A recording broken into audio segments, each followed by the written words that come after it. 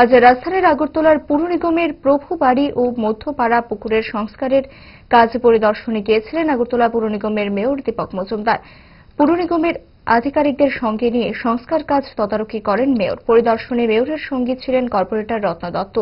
এদিন মেয়র জানান, আগরতলা পুর নিগম ইতিমধ্যে 23টি পুকুর সংস্কার সহ তাদের শ্রেয় বৃদ্ধি করে সর্বসাধারণের ব্যবহারের জন্য তুলে দেওয়া হয়েছে। এদিন সংবাদ মাধ্যমের সামনে শহরের জল যন্ত্রণা নিয়ে বিরোধীদের অভিযোগের জবাব দিতে গিয়ে মেয়র কি জানালেন দেখুন।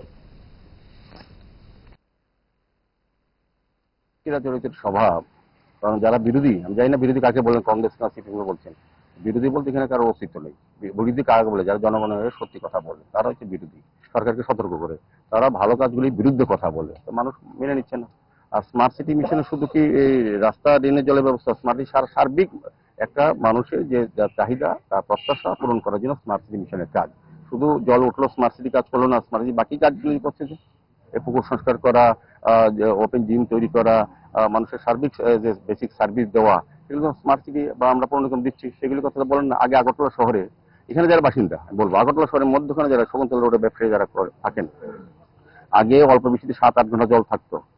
গতকালকে এক ব্যবসায়ীর সঙ্গে কথা হয়েছে, গত বছর ব্যবসার সময় প্রেসমিট করে বলেছেন এখানে 1.5 ঘন্টা বেশি এখন জল থাকে না।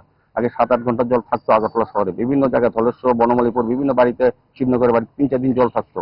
এখন কোন বাড়িতে জল থাকে না, এখন 40 মিনিট থেকে 1.5 ঘন্টার মধ্যে জল বেরিয়ে যায়। এই কথা তো বিরোধীরা বলেন না। তারা তো তাদের সরকারের সময় ছিল যখন যে জল বন্ধতা ছিল সেটাকে তুলে ধরেন। এখন তারা ভাবেন শহরবাদী সেই জায়গাতে আছে, তারা সেই জায়গাতে আছে।